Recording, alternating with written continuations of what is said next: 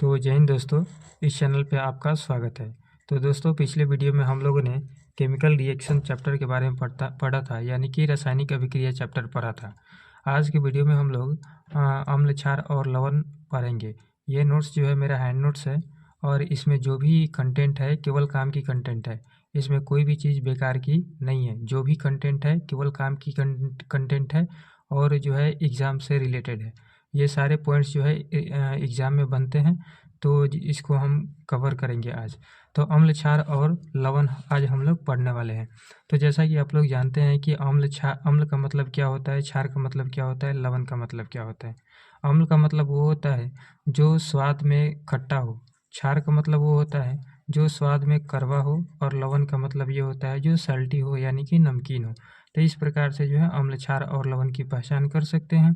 चलिए इसके important topic के बारे में हम लोग पढ़ते हैं। जैसे कि आप लोग जानते हैं कि खट्टे फल में साइट्रिक अम्ल पाया जाता है, दही में लैक्टिक अम्ल पाया जाता है, हरे अंगूर में टार्टारिक अम्ल पाया जाता है। तो ये जो है इससे जो है क्वेश्चन बनते हैं एग्जाम में। आगे देखते हैं कि ठोस अम्ल एक होता है, एक द्रव अम्ल होता है और एक गैस अम्ल होता है। तो ठोस अम्ल के अंतर्गत जो है ऑक्जेलिक अम्ल आता है, साइट्रिक अम्ल आता है, टार्टारिक अम्ल आता है, लैक्टिक अम्ल आता है। और द्रव अम्ल के अंतर्गत जो है सल्फ्यूरिक अम्ल आता है, नाइट्रिक अम्ल आता है और एसिटिक अम्ल आता है। चलिए उसके बाद हम देखते हैं गैसीय अम्ल के बारे में। तो गैसीय अम्ल में जो होता है वो HCl जो है वह एक गैसीय अम्ल है, यानी कि हाइड्रोक्लोरिक अम्ल। यह जो है गैस का संतृप्त जलीय विलयन है। किसका? गैस का। चलिए आगे है कि एक होता है सल्फ्यूरिक अम्ल जो कि H2SO4, वो द्रव अम्ल होता है। और एक होता है सल्फ्यूरस अम्ल जिसका फार्मूला होता है H2SO3, और सल्फ्यूरिक अम्ल का फार्मूला होता है H2SO4। तो सल्फ्यूरस और सल्फ्यूरिक में ध्यान रखना है। तो सल्फ्यूरिक अम्ल जो होता है वो हार्ड एसिड होता है, यानी कि प्रबल अम्ल होता है। और सल्फ्यूरस अम्ल जो होता है यानी कि H2SO3 जो होता है वह एक दुर्बल अम्ल होता है। प्रबल अम्ल जल में पूर्णतः आयनित होता है तथा आसानी से H+ आयन देता है। जो भी अम्ल है वो जल में घुल करके H+ आयन देता है।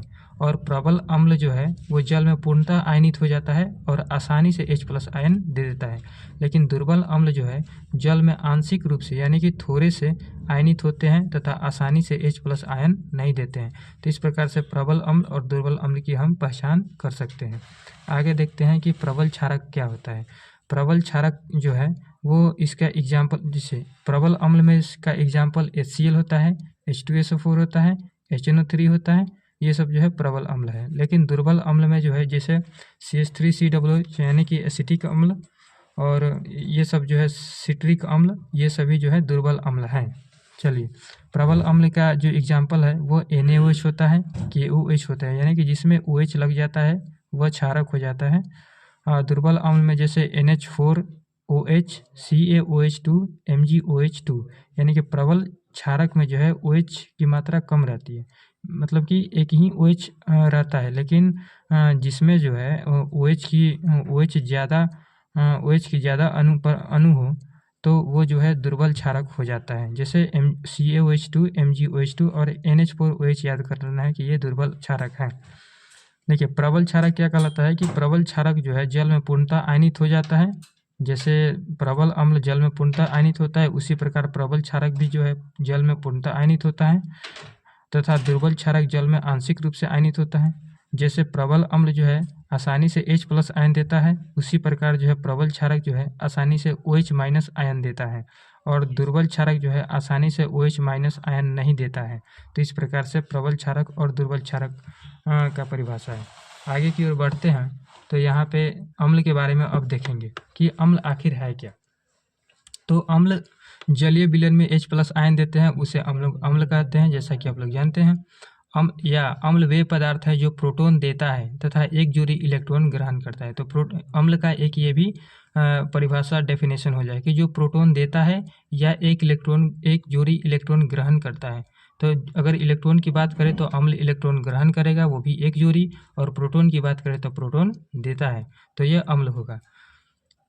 जिसमें केवल H उपस्थित हो उसे हाइड्रोक्सी अम्ल कहते हैं। मतलब ऐसा अम्ल जो है जिसमें केवल H उपस्थित हो उसे हम लोग हाइड्रोक्सी अम्ल कहते हैं। लेकिन वैसे अम्ल जिसमें H और O यानी कि हाइड्रोजन और ऑक्सीजन दोनों रहता है उसे ऑक्सी अम्ल कहते हैं। चलिए आगे बढ़ते हैं हम लोग। यहाँ से नोट में जो है, नोट क्या है कि यौगिक में 2 या 2 से अधिक ओ रहने पर वह अम्लीय हो जाता है। यानी कि यौगिक में 2 या 2 से अगर अधिक ऑक्सीजन के अगर अणु है तो वह अम्लीय हो जाता है। जैसे CO2, SO2, NO3, यहाँ पे 2 या 2 से अधिक जो है यहाँ पे ऑक्सीजन के अणु हैं तो ये जो है अम्लीय हो जाता है। तो इसको याद रखेंगे कि ये इसका प्रकृति जो है अम्लीय होता है। या जिसमें केवल एक ऑक्सीजन रहता है वह उदासीन होता है। जिसमें 2 या 2 से अधिक ऑक्सीजन रहेगा वह अम्लीय होगा, और जिसमें एक ऑक्सीजन रहेगा उसे जो है हम लोग उदासीन कहते हैं, मतलब कि उसका प्रकृति उदासीन होता है। जैसे CO यानी कि carbon monoxide, nitrogen oxide NO। उसके बाद देखते हैं प्रबल अम्ल। प्रबल अम्ल क्या है कि सभी प्रबल अम्ल विद्युत अपघट्य होते हैं, यानी कि विद्युत प्रवाहित करने पर वे टूट जाते हैं। जैसे HCl तो ये टूट जाएगा H+ और Cl- में, तो ये टूट जाता है। H2SO4 भी प्रबल अम्ल है, HNO3 भी प्रबल अम्ल है।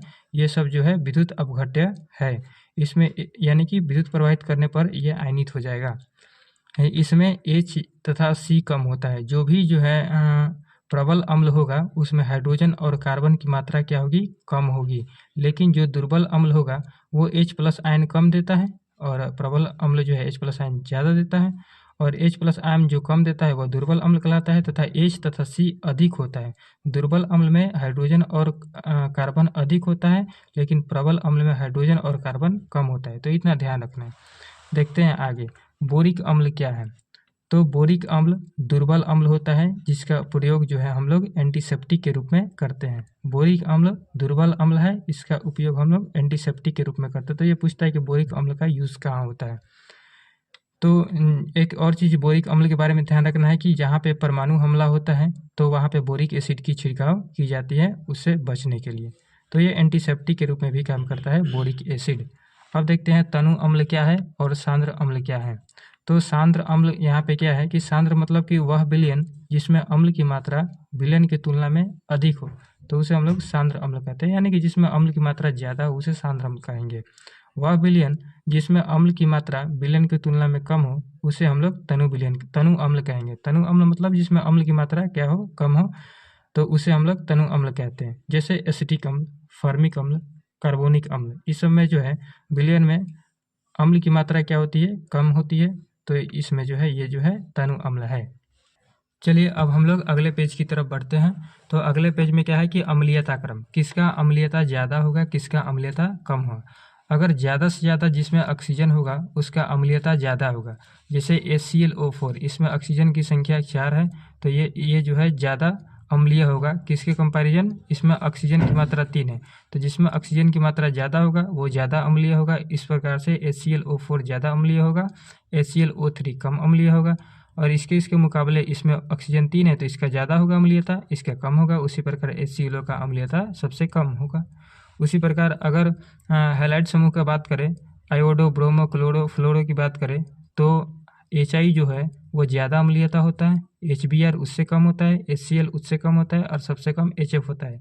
यानी कि इन सब में ये जो HI का अम्लीयता जो है सबसे ज़्यादा होता है। आगे बढ़ते हैं कि अब कुछ अम्ल है, अम्ल के नाम है और उसके प्रयोग हैं, तो उसके बारे में हम लोग देखते हैं। जैसे है एसिटिक अम्ल, तो एसिटिक अम्ल का फार्मूला होता है CH3COOH। इसका उपयोग जो है सिरका में हम लोग करते हैं, और सिरका में जो है एसिटिक अम्ल 3 से 6% होता है। एसिटिक अम्ल का यूज जो है वह अचार बनाने में तथा सलाद एवं खाद्य पदार्थ के परीक्षण में किया जाता है। 2 नंबर है सिट्रिक अम्ल। सिट्रिक अम्ल का फार्मूला क्या है, C6H8O7।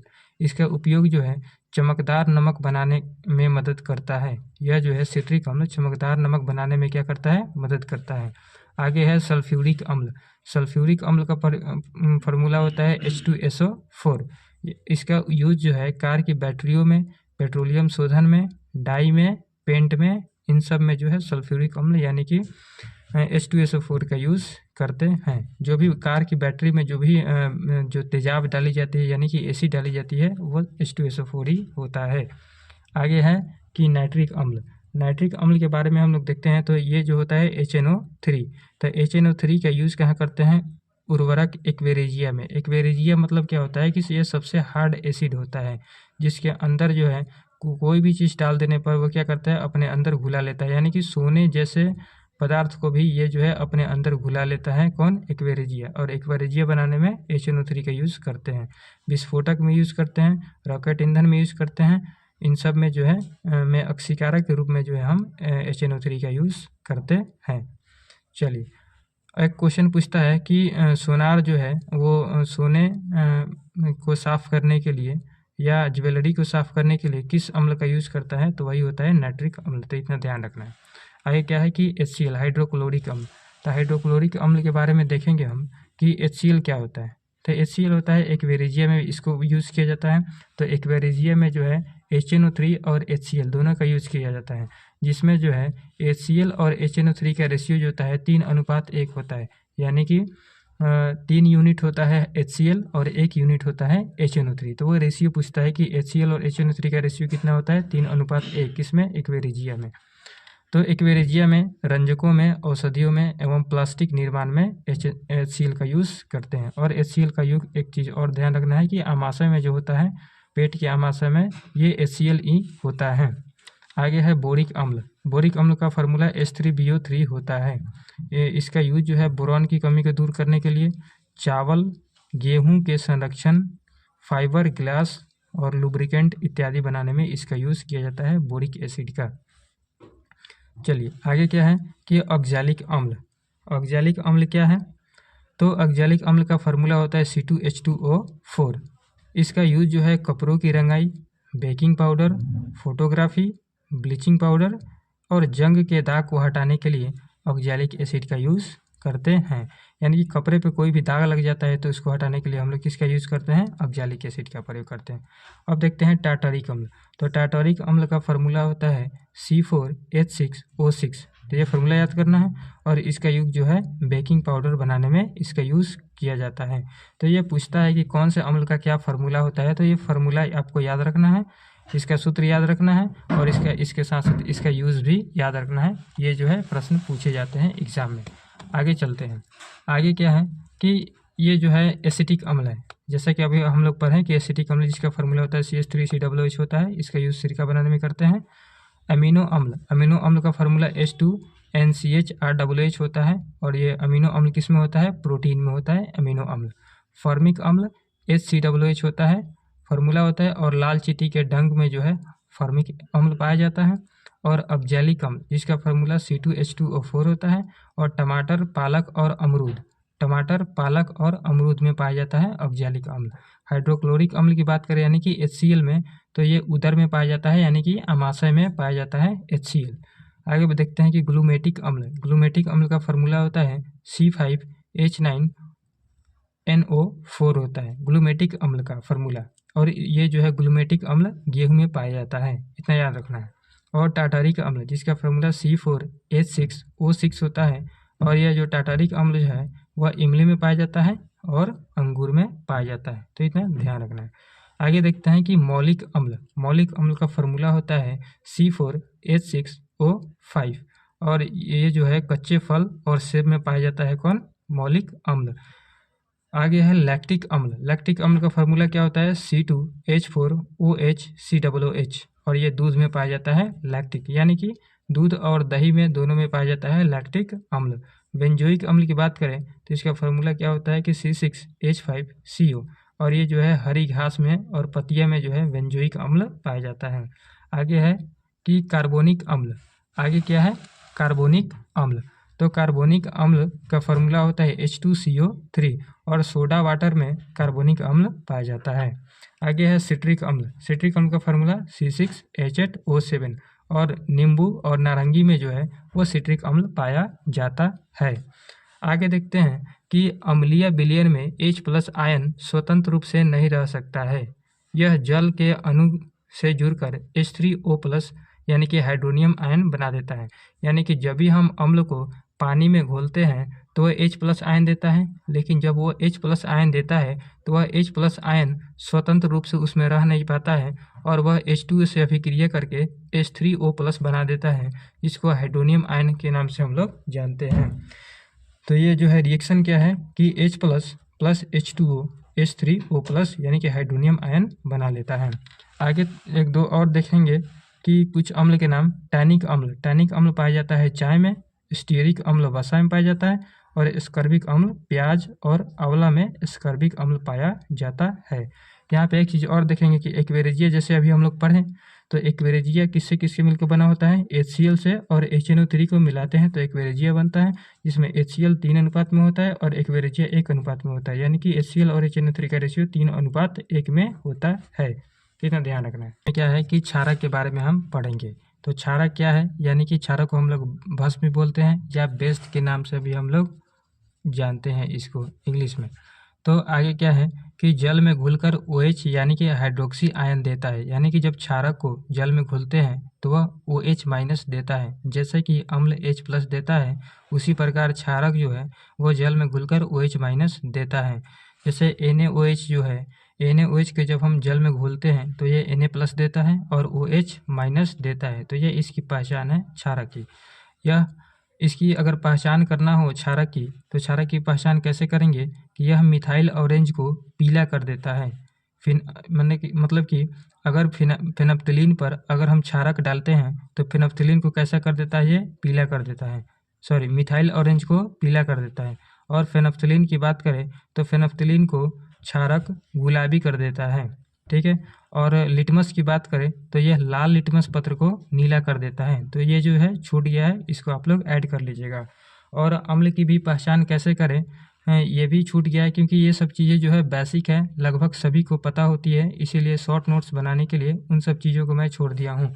तो चलिए आप लोग जो है इसको देख लीजिए, इसको हम अलग से बता दिए हैं इसको कि अम्ल क्या है। नीले लिटमस पत्र को लाल कर देता है, मिथाइल ऑरेंज को लाल कर देता है, और फेनप्थलीन पर कोई प्रभाव नहीं पड़ता है अम्ल का।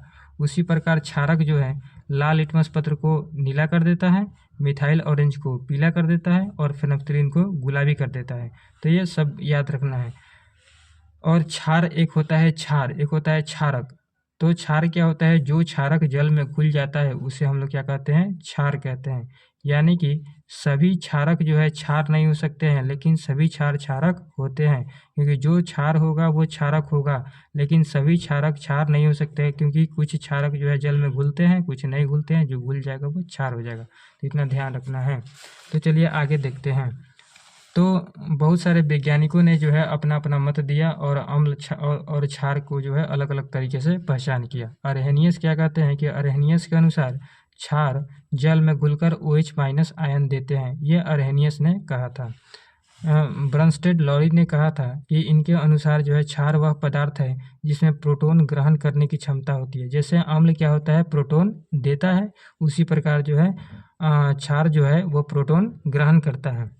ठीक है। लेविस के अनुसार क्या है, क्षार वह पदार्थ है जो एक जोड़ी इलेक्ट्रॉन त्यागता है, और अम्ल क्या करता है, एक जोड़ी इलेक्ट्रॉन ग्रहण करता है। उसी प्रकार क्षार जो है एक जोड़ी इलेक्ट्रॉन जो है त्यागता है। दोनों एक दूसरे के विपरीत हैं, तो इतना ध्यान रखना है। प्रबल क्षार क्या है, जो जल में पूर्णतः घुलनशील हो तथा इसमें OH कम रहता है। तो यानी कि प्रबल क्षार में OH कम रहता है और प्रबल अम्ल में भी H कम रहता है। तो दोनों में क्या होता है, प्रबल क्षार या प्रबल अम्ल होगा तो प्रबल अम्ल में H कम होगा और प्रबल क्षार में OH कम होगा। उसी प्रकार दुर्बल क्षार में OH ज़्यादा होगा, और जो दुर्बल जो है अम्ल होता है उसमें जो है H ज़्यादा होता है और C भी ज़्यादा होता है। तो इतना ध्यान रखना है। तो इसमें जो है OH2 है, यानी कि OH की संख्या ज़्यादा है, तो ये दुर्बल क्षार है। इसमें जो है NH4OH, इसको याद रखना है कि क्या, कि ये दुर्बल क्षार है। तो चलिए आगे देखते हैं। अब सांद्र क्षार और हम लोग तनु क्षार देखेंगे। सांद्र क्षार मतलब जिसमें क्षार की मात्रा ज़्यादा हो उसे सांद्र क्षार कहेंगे। तनु क्षार जिसमें क्षार की मात्रा कम हो उसे हम लोग तनु क्षार कहते हैं। उसके बाद क्षारक का उपयोग, बहुत सारे क्षारक का नाम दिया गया है और उसका यूज़ हम लोग पढ़ेंगे। जैसे है कि NaOH है, NH को हम लोग क्या कहते हैं, सोडियम हाइड्रोक्साइड बोलते हैं। NaOH इसका यूज जो होता है साबुन, कागज़, अपमार्जक निर्माण में करते हैं। साबुन के निर्माण में, कागज़ के निर्माण में और अपमार्जक के निर्माण में हम लोग NaOH का यूज़ करते हैं। पेट्रोलियम के शोधन में, कपड़ा निर्माण में, इन सब में भी जो है वो NaOH का यूज़ हम लोग करते हैं।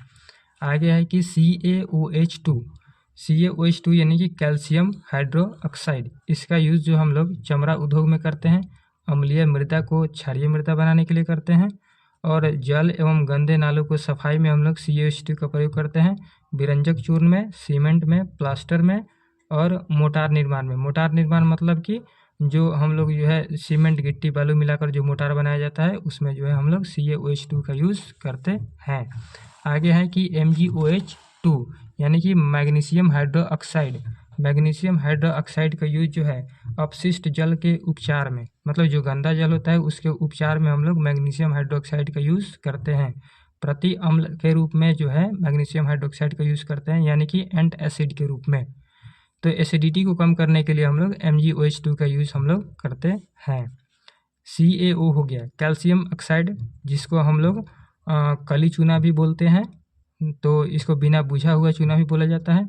तो ये कीटनाशक में, सीमेंट में, कागज़ में, उच्च श्रेणी के इस्पात निर्माण में यानी कि स्टील मैन्युफैक्चरिंग में, कास्टिक सोडा में इसका यूज़ किया जाता है कैल्शियम ऑक्साइड का, यानी बिना बुझा हुआ चूना का। MgO magnesium oxide.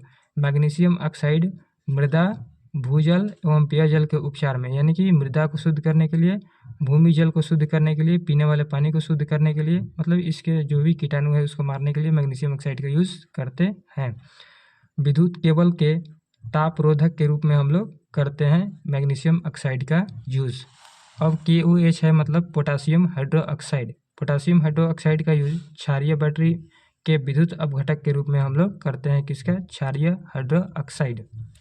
इसमें क्या है कि हाइड्रोजन फेरोक्साइड यानी कि H2O2 एक होता है जिसका नाम होता है हाइड्रोजन फेरोक्साइड, तथा CuSO4 का जलीय विलयन अम्लीय होता है। यानी कि H2O2 और CuSO4 का जलीय विलयन कैसा होता है? तो यह अम्लीय होता है। तो इसको जो है आप लोगों को याद रखना है, ये डायरेक्ट क्वेश्चन पूछा जाता है। अब देखते हैं कि बेकिंग सोडा। बेकिंग सोडा क्या होता है जी? बेकिंग सोडा होता है NaHCO3, जिसका जो है सूत्र होता है, जिसको हम लोग कहते हैं सोडियम बाइकार्बोनेट के नाम से भी हम लोग जानते हैं। तो सोडियम बाइकार्बोनेट का सूत्र NaHCO3 होता है, जिसको हम लोग साधारण नाम बेकिंग सोडा है। इसका यूज जो है पाव रोटी में तथा दूध को देर से फटने के लिए इसको बचाने का, दूध को मतलब कि फटने से बचाने के लिए इसका जो हम यूज़ करते हैं बेकिंग सोडा, और पावरोटी उद्योग में भी बेकिंग सोडा का यूज़ हम लोग करते हैं। आगे क्या है कि जिप्सम को 120 डिग्री सेल्सियस पर गर्म करने पर प्लास्टर ऑफ पेरिस का निर्माण होता है। यानी कि जब जिप्सम क्या होता है? CaSO4.2H2O जिसका फार्मूला होता है। जब इसको हम लोग 120 डिग्री सेल्सियस पर हम गर्म करते हैं तो हमें POP प्राप्त होता है, यानी कि प्लास्टर ऑफ पेरिस। तो प्लास्टर ऑफ पेरिस का फार्मूला क्या होता है कि CaSO4.5H2O होता है, यानी कि CaSO4 में पानी का आधा अणु इसके साथ जुड़ा रहता है, तो ये जो है प्लास्टर ऑफ पेरिस बन जाता है। आगे देखते हैं कि आगे क्या है। अब देखते हैं कि लिटमस होती है, जिसका यूज़ हम लोग अम्ल और क्षार की पहचान के लिए हम लोग लिटमस का यूज़ करते हैं। इसकी प्राप्ति हम लोग कहाँ से करते हैं? तो इसकी प्राप्ति लाइकेन यानी कि साइक से होती है। तो लाइकेन से हम लोग लिटमस को प्राप्त करते हैं। और pH स्केल की बात करें तो pH मतलब क्या होता है? Power of hydrogen. pH जो स्केल जो है वह किसी भी कोई भी पदार्थ है उसको जो है अम्ल है, क्षार है या लवण है, ये जो बताता है pH स्केल बताता है। ठीक है, तो वो ज़्यादा अम्लीय है कि कम अम्लीय है कि बिल्कुल अम्लीय नहीं है कि क्षारीय है, ये सब जो है pH स्केल बताता है। pH पर जो वैल्यू होता है वह 0 से लेकर 14 तक वैल्यू होता है।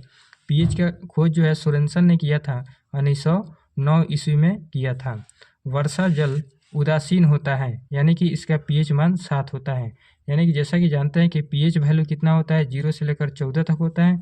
अगर pH वैल्यू ठीक बीच में आता है, यानी कि pH का वैल्यू ठीक 7 होता है तो वह अम्लीय होता है, उदासीन होता है। और 7 से कम होता है तो वह अम्लीय होता है, और 7 से ज़्यादा होता है तो ये क्षारीय होता है। ये जो मैंने सबको पता होगा। लेकिन वायुमंडल में आने के बाद वह अम्लीय हो जाता है। यानी कि वर्षा जल उदासीन होता है, इसका pH मान 7 होता है, लेकिन जैसे ही वायुमंडल में आता है तो वायुमंडल में बहुत सारे वायु के कण हैं, जैसे SO2 है, NO3 है, तो ये सब से मिलकर के वह अम्लीय बन जाता है। यानी कि उसका जो है pH वैल्यू लगभग 5.5 के बराबर हो जाता है। यानी कि जब भी वर्षा जल जो है जब वहाँ से चलता है तो वहाँ से जो है उसका pH वैल्यू 7 होता है, उदासीन होता है। जैसे वायुमंडल से गुजरता है तो वह जो है pH मान 5.5 हो जाता है, यानी कि अम्लीय हो जाता है, जिसको एसिड रेन के नाम से भी हम लोग जानते हैं। अब इसका कारण क्या है कि SO2 और NO2 की मात्रा जो है वायुमंडल में काफ़ी ज़्यादा इस समय बढ़ गई है, जिसके कारण जिससे अभिक्रिया करके वह पानी जो है थोड़ा अम्लीय बन जाता है। अब कुछ पदार्थ है, उस पदार्थ का हम लोग pH वैल्यू जानेंगे। जैसे नींबू का pH वैल्यू होता है 2.2, सिरका का pH वैल्यू 3.0, शराब का pH वैल्यू होता है 3.2 से 3.9, टमाटर का 4, बियर का 5, कॉफ़ी का 5.5 और मूत्र का हो जाए 5.5 से 7.5 होता है। ये सभी अम्लीय हैं क्योंकि इन सब का मान जो है 7 से छोटा है। जो भी 7 से छोटा होगा वो अम्लीय होगा, 7 से बड़ा होगा वो क्षारीय होगा, और जो 7 होगा वो सल्टी होगा यानी कि लवण होगा। उसी प्रकार दूध का देख लेते हैं तो दूध का होता है 6.3, लार का देख देते हैं तो इसका होता है 6.5 से 7.5, और मानव रक्त का देख लेते हैं तो मानव रक्त होता है 7.4, यानी कि जो भी खून होता है यानी कि रक्त होता है, ब्लड होता है, वो थोड़ा क्षारीय होता है क्योंकि इसका वैल्यू जो होता है 7.4 यानी कि 7 से ज़्यादा है, मतलब थोड़ा क्षारीय होता है। अब pH वैल्यू निकालना हम लोग जानेंगे। तो pH वैल्यू जो होता है तो pH बराबर होता है log 1/H+ की सांद्रता। तो जो भी H+ की सांद्रता होगी, अगर pH वैल्यू निकालना है तो log 1/H+ कर देते हैं।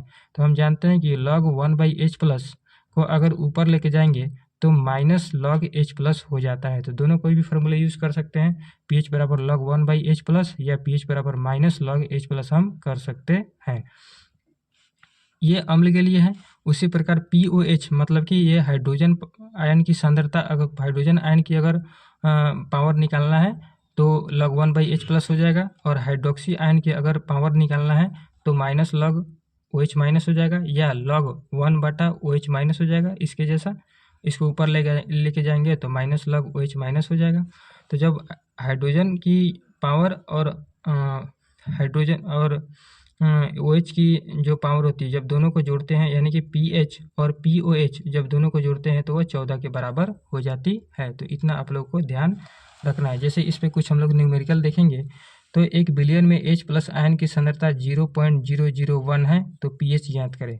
तो पहले हम देखेंगे कि 0.001 का मतलब क्या होता है 10⁻³ और यह हाइड्रोजन आयन की सांद्रता दिया है यानी कि H+ का वैल्यू दिया है 10⁻³ तो हम pH ज्ञात करेंगे तो pH बराबर क्या होता है log 1/H+ होता है। तो log 1 बटा और H+ की वैल्यू कितना होता है 10⁻³ तो 10⁻³ हो जाएगा। तो इसको ऊपर लेके जाएंगे तो कितना होगा 10⁻³ होगा, तो 10⁻³ और हम जानते हैं कि log x के पावर जब n होता है तो हम लिखते हैं इस n को, जो पावर होता है उसको पहले लिख देते हैं और log और x का x रह जाता है।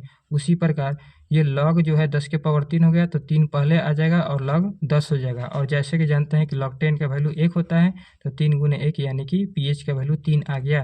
कब? जब H+ की आयन की सांद्रता 0.001 यानी कि 10⁻³ थी तब। तो आप लोग को डायरेक्ट कर देना है कि अगर डायरेक्ट वैल्यू निकालना है तो करना है कि 10⁻³ है तो आंसर डायरेक्ट 3 लिख देना है, 10⁻⁴ है तो डायरेक्ट वैल्यू 10⁻⁴ लिख देना है। अगर ये प्लस में होता 10⁻³ अगर होता तो माइनस केवल लगा देना है, हो जाएगा।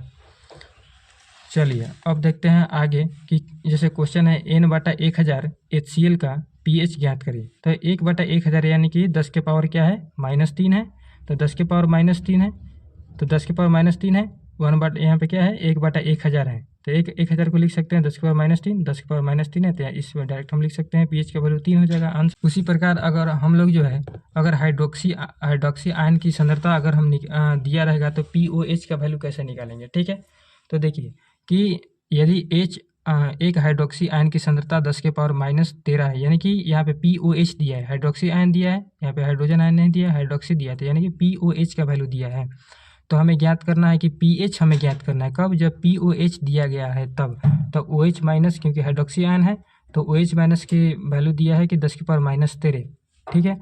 तो इस प्रकार से हम क्या लिख सकते हैं कि डायरेक्ट हम लिख सकते हैं क्या कि OH का वैल्यू कितना होगा, POH बराबर कितना होगा, डायरेक्ट 13 हो जाएगा।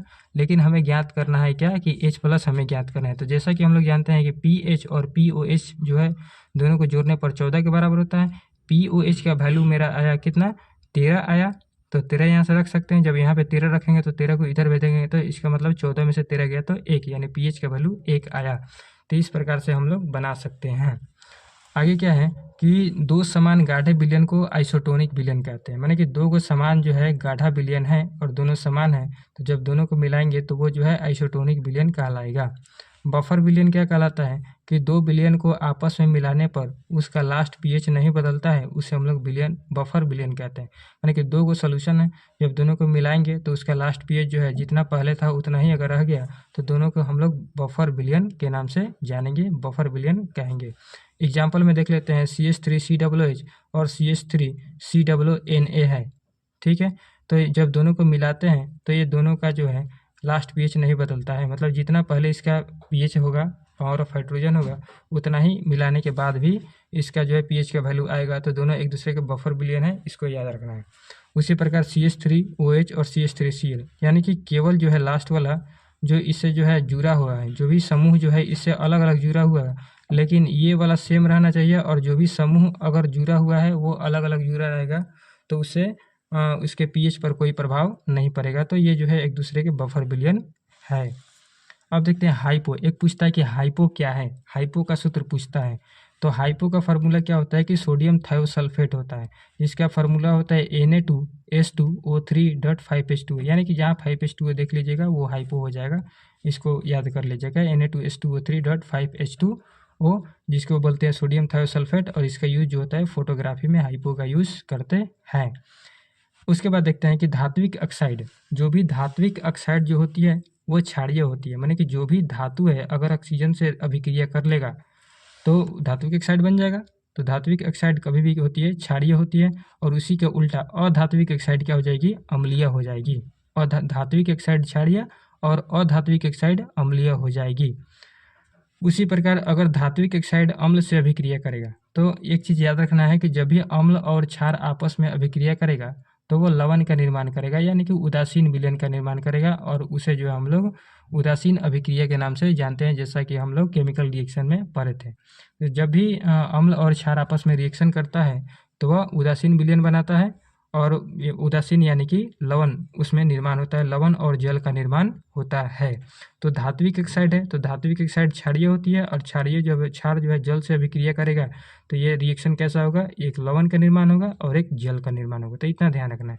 तो एग्जाम्पल में जैसे देख लेते हैं CuO, तो कॉपर क्या है, धातु है, और धातु ऑक्सीजन से अभिक्रिया क्या है, तो मैंने कॉपर ऑक्साइड एक जो है क्षार है, क्योंकि ये धात्विक ऑक्साइड है, धात्विक ऑक्साइड है तो क्षारीय है, और क्षारीय है, और ये HCl है, HCl अम्ल है, तो ये क्षार और ये अम्ल दोनों को अभिक्रिया किया तो CuCl2 का निर्माण किया, यानी कि ये जो है साल्टी होगा और एक वाटर का निर्माण कर दिया। तो इतना आप लोग को ध्यान रखना है। चलिए आगे देखते हैं।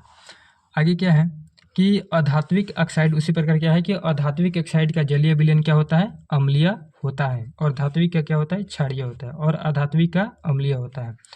तो अधात्विक ऑक्साइड प्लस क्षारक, तो अधात्विक ऑक्साइड अम्ल होता है और ये क्षारक, यानी कि अम्ल और क्षारक मिलके क्या बनाएगा, लवण और जल बनाएगा। ध्यान रखिएगा। एग्जाम्पल जैसे देखते हैं तो कि CO2 है, कार्बन क्या है, अधातु है, और ये ऑक्सीजन से अभिक्रिया किया है, तो CO2 क्या है, अधात्विक ऑक्साइड है, यानी कि अम्लीय है। तो ये जो है अभी ग्रुप डी के एग्जाम में पूछा गया था कि CO2 जो है इसका प्रकृति कैसा है, इनमें से कौन अम्लीय है, तो उसमें जो है ऑप्शन में दिया था CO2, तो CO2 आंसर हो जाएगा। तो जो कि डायरेक्ट क्वेश्चन पूछा गया, तो डायरेक्ट क्वेश्चन नहीं लड़ेगा इसमें से, लेकिन आप इतना पढ़ लेंगे तो अगर कंसेप्ट क्लियर होगा तो इनसे माने कि बिल्कुल जो है 100% क्वेश्चन जो है आपके बन जाएंगे, क्योंकि सारा कंसेप्ट आपको पढ़ना पड़ेगा। डायरेक्ट क्वेश्चन नहीं लड़ेगा, लेकिन सारा डायरेक्ट जो है कंसेप्ट लड़ जाएगा, तो अपना कंसेप्ट बूस्ट करिए, सारा क्वेश्चन बन जाएगा। तो यहाँ से जो है CO2 और CaOH2, तो ये अम्लीय हो गया, ये क्षारीय हो गया। जब दोनों अभिक्रिया करेगा तो CaCO3 यानी कि ये सल्टी बनाएगा और यह वाटर बनाएगा। SO2 S सल्फर जो है अधातु है, अधात्विक ऑक्साइड यानी कि अम्ल, और ये क्षार, अम्ल क्षार अभिक्रिया करेगा तो Na2SO3 यानी कि ये सल्टी होगा, ये लवण होगा, और H2O पानी का निर्माण कर दिया। ये सब जो है उदासीनीकरण अभिक्रिया है, अम्ल और क्षार की अभिक्रिया हो रही है। आगे क्या है कि जब मुंह का pH 5.5 से कम हो जाता है तो यह अम्लीयता के कारण इनेमल संक्षारित होने लगता है, यानी कि जब pH जब दांत में जो है दांत के मुंह की अम्लीयता बढ़ने लगती है, यानी कि 5.5 से जब कम होने लगती है तो अम्लीयता बढ़ने लगती है। तो उस स्थिति में क्या होता है कि इनेमल, जो भी दांत का ऊपरी परत जो है इनेमल होता है, दांत का ऊपरी परत क्या होता है, इनेमल। तो इनेमल जो है अम्लीयता बढ़ने के कारण ये संक्षारित होने लगता है, यानी कि दांत जो है उसमें जो है वो काला काला टाइप का बैठने लगता है, जिसको हम लोग बोलते हैं इनेमल संक्षारित होने लगता है, यानी कि दांत खराब होने लगता है। दांत का ऊपरी भाग जो है इनेमल कहलाता है। इसीलिए टूथपेस्ट मुंह के अम्लीयता को उदासीन कर इनेमल को संचारित होने से रोक देता है। तो टूथपेस्ट का हम लोग यूज करते हैं तो टूथपेस्ट क्या करता है कि हमारे मुंह के अम्लीयता को दूर करता है, यानी कि टूथपेस्ट में क्षार होता है, क्षारक होता है, और टूथपेस्ट का जो क्षारक है मुंह के अम्लीयता को क्या कर देता है, न्यूट्रल कर देता है, उदासीन कर देता है, जिससे हमारा दांत जो है वो संचारित होने से क्या होता है, बच जाता है, इसको रोक देता है। आगे देखते हैं कि पेट में स्थित HCl का pH कितना होता है, 1.4। जो भी पेट में यानी कि आमाशय में जो HCl होता है उसका pH वैल्यू कितना होता है, 1.4। यह बहुत हार्ड एसिड होता है हमारे बॉडी में, फिर भी ये HCl जो हमारे बॉडी को हानि नहीं पहुंचाता है। क्यों? क्योंकि आमाशय में एक परत होती है जिसको हम लोग म्यूकस कहते हैं। तो वह आमाशय में स्थित म्यूकस जो है वो HCl के प्रभाव को क्या कर देती है, वो बॉडी के उसके अंगों को खराब होने से रोक देती है। तो इसी कारण से यह हार्ड एसिड होते हुए भी हमारे बॉडी के कोई नुकसान नहीं पहुंचती है, क्योंकि आमाशय में होता है क्या, म्यूकस नामक परत होती है जो बॉडी को खराब होने से रोक देती है।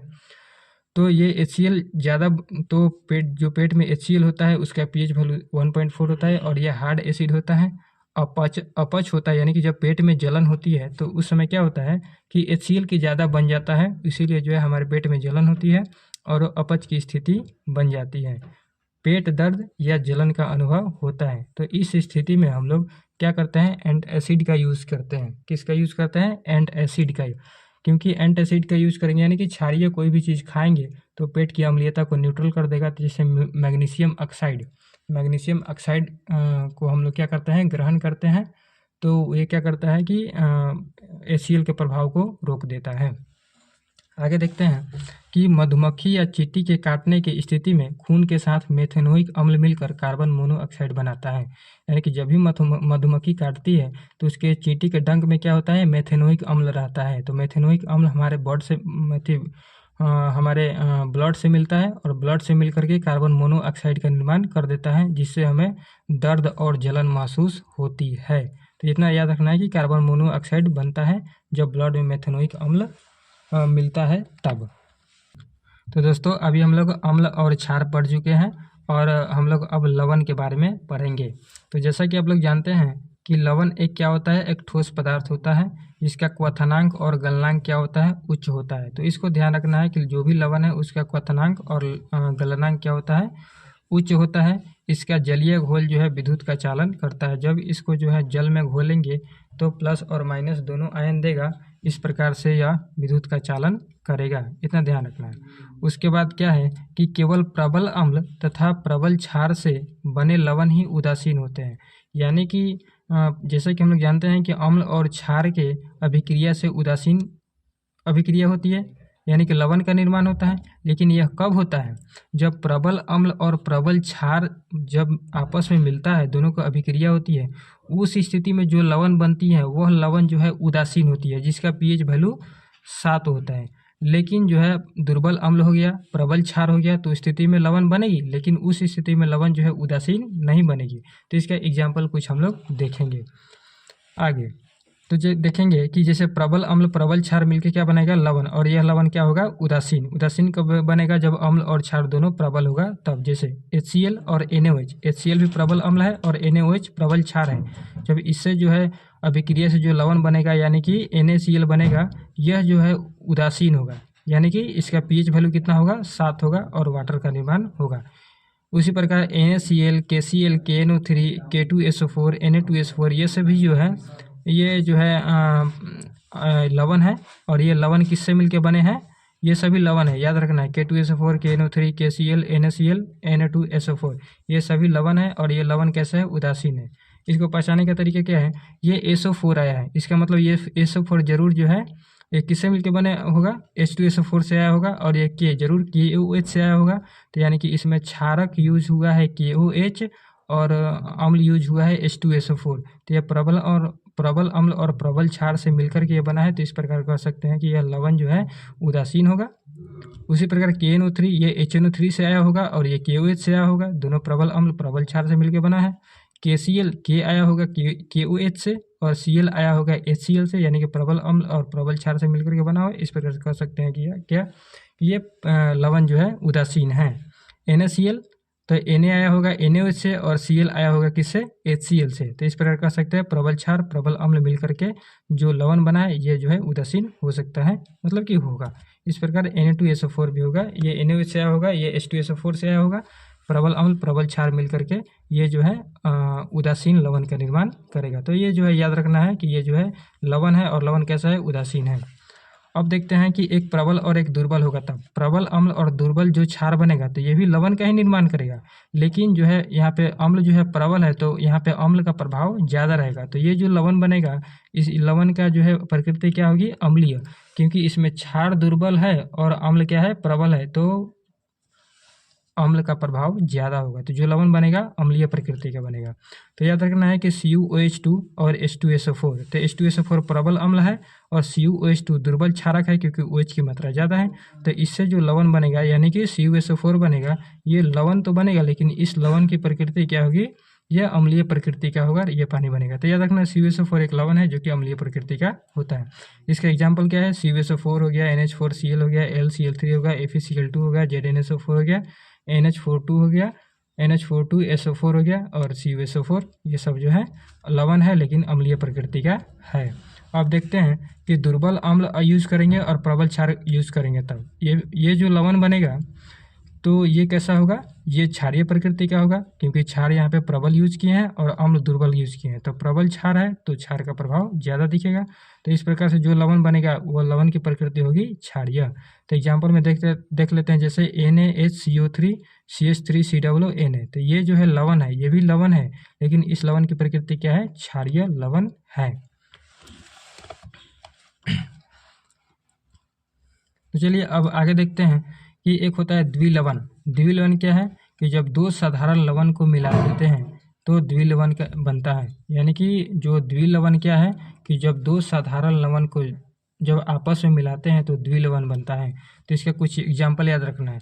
तो एक फिटकिरी होता है जिसको हम लोग पोटास एलम के नाम से भी हम लोग जानते हैं। तो फिटकिरी का सूत्र आता है कि फिटकिरी का सूत्र क्या होता है, तो फिटकिरी का सूत्र होता है K2SO4 L2SO4 3.24H2O। तो ये जो है एक द्विलवण है, तो इसको आप लोग याद रखना है और ये फिटकिरी का सूत्र है। एक होता है मोहर लवण।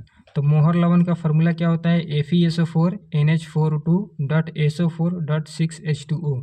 तो ये क्या है, मोहर लवण। तो एक चीज़ इसमें कम से कम याद रखना है कि फिटकिरी में 24H2O होता है और मोहर लवण में 6H2O होता है। ऑप्शन से पकड़ा जाएगा, इतना भी कम से कम याद कर लेंगे तब। एक होता है जटिल लवण। तो जटिल लवण के बारे में हम लोग देखेंगे कि जटिल लवण क्या है। तो ये लवण जल में बहुत कम घुलनशील होते हैं, इसकी संरचना बहुत जटिल होती है। इसे बड़ा ब्रैकेट का प्रयोग, इसको लिखने के लिए बड़ा ब्रैकेट का यूज़ हम लोग करते हैं। तो ये लवण जो है जल में बहुत कम घुलनशील होता है, इसकी संरचना बहुत जटिल होती है और इसको जो हम बड़ा ब्रैकेट के अंतर्गत लिखते हैं। मतलब कि जो भी बड़ा ब्रैकेट के अंदर लिखा हुआ लवण मिलेगा वो लगभग जो है जटिल ही होता है लवण। जैसे AgNaCN2 ये जो है जटिल लवण है क्योंकि बड़ा ब्रैकेट के अंदर लिखा गया है। तो इसके याद करने का एक ट्रिक कर सकते हैं। अब देखते हैं कि आगे ब्लीचिंग पाउडर के बारे में देखेंगे, यानी कि विरंजक चूर्ण के बारे में देखेंगे। तो ब्लीचिंग पाउडर क्या होता है, इसका सूत्र होता है CaOCl2 होता है, जिसको हम लोग क्या कहते हैं, कैल्शियम ऑक्सीक्लोराइड। कैल्शियम ऑक्सीक्लोराइड इसका नाम है और इसका साधारण नाम क्या है, ब्लीचिंग पाउडर। ठीक है। और इसी प्रकार जो है धोवन सोडा है, धोवन सोडा जिसको हम लोग वाशिंग सोडा बोलते हैं। तो वाशिंग सोडा का फॉर्मूला क्या होता है, Na2CO3.10H2O होता है, जिसको सोडियम कार्बोनेट डेकाहाइड्रेट के नाम से भी हम लोग जानते हैं। ये सोडा धोवन सोडा है, ये ब्लीचिंग पाउडर का सूत्र है। तो इसको Na2CO3.10H2O को हम लोग वाशिंग सोडा बोलते हैं, जिसको धोवन सोडा के नाम से भी जाना जाता है। इसका जो है नाम क्या है, सोडियम कार्बोनेट डेकाहाइड्रेट के नाम से भी जाना जाता है। CaOCl2 को हम लोग बोलते हैं विरंजक चूर्ण, जिसको हम लोग बोलते हैं कैल्शियम ऑक्सीक्लोराइड के नाम से भी जाना जाता है। NaHCO3 को हम लोग बेकिंग सोडा कहते हैं, इसका नाम क्या है, सोडियम हाइड्रोजन कार्बोनेट होता है, इसको बेकिंग सोडा के नाम से भी हम लोग जानते हैं। उसी प्रकार CaSO4.2H2O, जिसको हम लोग जिप्सम के नाम से भी जानते हैं। तो जिप्सम का फॉर्मूला क्या होता है, CaSO4.2H2O होता है। चूना पत्थर है, चूना पत्थर को हम लोग क्या कहते हैं, CaCO3 को हम लोग चूना पत्थर कहते हैं। और POP यानी कि प्लास्टर ऑफ पेरिस को हम लोग CaSO4.2H2O होता है। तो दोस्तों ये जो है पूरा क्लास जो है वो अम्ल क्षार और लवण का पूरा क्लास था, जिसको हम लोग आप लोग जो है अच्छे से अगर पढ़ लेते हैं तो आपके सारे कंसेप्ट क्लियर हो जाएंगे और जो भी क्वेश्चन आएगा अम्ल क्षार और लवण से तो इससे बाहर नहीं आएगा, क्योंकि मैंने जो है लगभग सभी टॉपिक जो है इसमें क्लियर करके रखे हैं, और बाकी मैंने अपने हिसाब से जो है लगभग पूरे कंसेप्ट को इसमें लिखने का प्रयास किया है। तो इसको आप लोग अच्छे से पढ़िए और इसके बाद क्वेश्चन बनाइए। आप लोग अच्छे कर पाएंगे इसमें, और लगभग सभी क्वेश्चन बना पाएंगे, क्योंकि इसमें सारे कंसेप्ट क्लियर है। तो मिलते हैं अगले वीडियो में, तब तक के लिए जय हिंद।